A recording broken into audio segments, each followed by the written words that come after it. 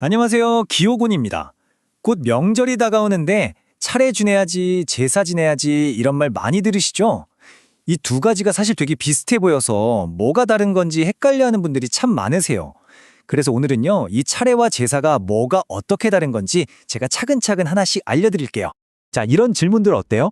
설날이나 추석 때 가족들이 모이면 꼭 한 번씩 나오는 얘기 아닌가요? 어른, 이건 차례죠? 제사 아니죠? 라거나, 왜 명절엔 술 한 잔만 따라요? 하고요. 분명히 다른 것 같긴 한데 막상 누가 물어보면 설명하기가 좀 애매하죠.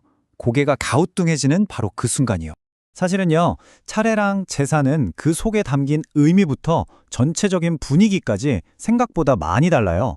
그리고 이 차이점을 딱 알고 나면 와, 정말 신기하게도 그동안 복잡하고 부담스럽게만 느껴졌던 명절 준비가 훨씬 가볍고 편안하게 다가올 거예요. 제가 그렇게 만들어 드릴게요. 자, 그럼 가장 중요한 것부터 시작해 볼까요? 바로 마음의 차이입니다. 두 의례가 어떤 마음을 담고 있는지 그 핵심적인 의미부터 한번 들여다보죠. 먼저 기제사에 대해서 알아볼게요. 기제사라는 건 고인이 돌아가신 바로 그날, 우리가 보통 기일이라고 부르는 날에 지내는 제사를 말해요. 그러니까 이건 딱 한 분, 돌아가신 그분을 위한 자리인 거죠. 그분을 그리워하고 그 슬픈 마음을 위로하면서 기억하는 조금은 경건하고 엄숙한 추모의 시간이라고 생각하시면 돼요. 반면에 차례는 완전히 분위기가 달라요. 이건 설날이나 추석 같은 명절 아침에 지내는 건데요. 조상님, 올해도 풍년이에요. 맛있는 거 많이 드시고 저희랑 같이 즐거운 명절 보내요. 하는 느낌이랄까요? 그러니까 훨씬 밝고 기쁘고 좀 더 축제 같은 분위기의 행사라고 할 수 있습니다. 네, 바로 이겁니다. 이게 가장 큰 핵심이에요. 기제사는 돌아가신 분을 향한 그리움의 시간이고요. 차례는 살아있는 우리가 조상님들을 맞이하는 기쁨의 시간인 거죠. 그러니까 기제사가 추모식에 가깝다면 차례는 일종의 명절맞이 파티에 조상님을 초대하는 거라고 생각하시면 쉬울 것 같아요. 자, 이렇게 마음가짐부터 다르니까 당연히 준비하는 과정이나 절차도 다르겠죠. 이제부터는 그래서 구체적으로 뭐가 어떻게 다른지 실질적인 차이점들을 하나씩 짚어드릴게요. 제일 먼저 이 상의 주인이 누구인지, 즉 누구를 모시는지부터 한번 볼까요? 기제사는요, 말씀드렸듯이 돌아가신 바로 그분과 그 배우자, 이렇게 딱 정해진 분들을 모시는 자리예요. 그런데 차례는 완전히 다릅니다. 차례상에는 보통 4대조까지, 그러니까 할아버지의 할아버지까지, 우리 집안의 모든 조상님들을 한꺼번에 다 모시는 거예요. 상상해보세요. 많은 어르신들께 한 번에 인사를 드리는 자리니까 한 분 한 분 붙잡고 길게 이야기할 수는 없겠죠? 그래서 차례는 길고 엄숙한 의식보다는 모든 조상님께 새해 복 많이 받으세요 하고 다 함께 간결하게 인사를 드리는 자리가 되는 겁니다. 자, 표를 한번 보세요. 차이점이 한눈에 들어오죠. 기제사에는 살아계실 때처럼 따뜻한 밥과 국을 올리고요. 차례에는 그 명절의 상징적인 음식, 그러니까 설날엔 떡국, 추석엔 송편을 올리는 거예요. 술 올리는 것도 보세요. 기제사는 정성을 다해서 3번에 걸쳐 올리지만 차례는 간단하게 한 번만 올리죠. 또 충문을 하고 해서 조상님께 드리는 편지 같은 게 있는데 기제사 때는 이걸 읽지만 차례 때는 보통 생략해요. 숟가락 놓는 위치나 시간대까지 다 다르죠. 이 모든 게 왜 그렇다고요? 맞아요. 기제사는 추모, 차례는 명절 인사라는 그 근본적인 의미의 차이에서 시작되는 겁니다.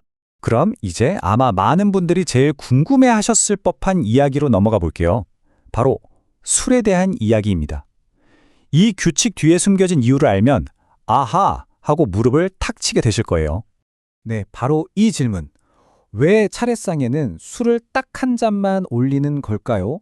이거 정말 많이들 물어보시거든요. 사실 이 질문에 대한 답 안에 차례와 제사의 성격을 가르는 아주 중요한 비밀이 숨어 있습니다.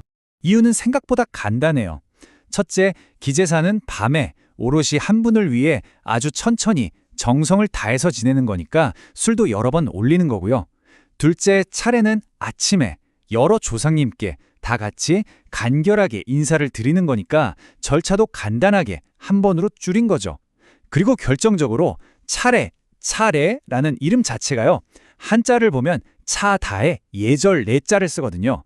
원래는 술이 아니라 간단하게 차를 올리던 아주 간소한 예절에서 시작됐기 때문에 그 정신을 이어서 술도 딱 한 잔만 올리는 전통이 이어진 거랍니다. 재밌죠? 자, 이렇게 규칙들을 쭉 알아봤는데요. 사실 때로는 이런 형식들이 좀 어렵고 부담스럽게 느껴질 때도 있잖아요. 하지만 정말 중요한 건 이런 형식 너머에 있는 진짜 마음, 그 본질을 잊지 않는 거라고 생각해요. 결국 가장 중요한 건 형식이나 절차가 아니라 바로 만남 그 자체입니다. 이 점을 꼭 기억해 주셨으면 좋겠어요. 생각해보면 그렇잖아요. 평소에는 다들 바빠서 얼굴 보기도 힘든데 명절이라는 시간을 빌어서 오랜만에 온 가족이 한자리에 모이는 거고요.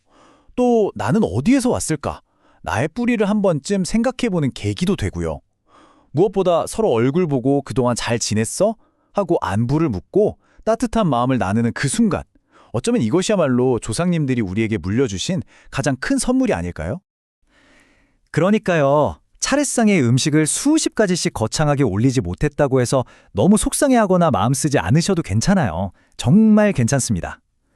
올해 나온 햇과일 몇 개, 온 가족이 둘러앉아 정성껏 빚은 송편 한 접시면 그걸로도 충분하고 또 충분합니다. 아마 조상님들께서 정말 보고 싶어 하시는 건 상다리가 휘어지게 차린 음식이 아닐 거예요.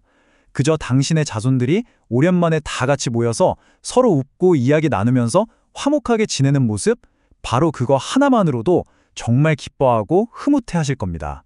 자, 그럼 오늘 이야기의 핵심 딱 한 가지만 기억하실 수 있도록 마지막으로 한 번 더 정리해 드릴게요. 기억하세요. 기제사는 돌아가신 분을 향한 애틋한 그리움의 시간입니다. 그리고 차례는 살아있는 우리와 조상님이 함께하는 즐거운 기쁨의 시간이고요. 이 두 가지 마음의 차이, 그리움과 기쁨, 이것만 기억하셔도 오늘 이야기는 충분합니다. 이제 차례와 제사가 어떻게 다른지 확실히 아셨죠? 그러니까요, 다가오는 명절은 너무 부담 갖지 마시고 조금 더 가볍고 즐거운 마음으로 준비하셔도 괜찮습니다. 형식보다 중요한 건 우리 가족이 함께하는 그 따뜻한 마음이니까요.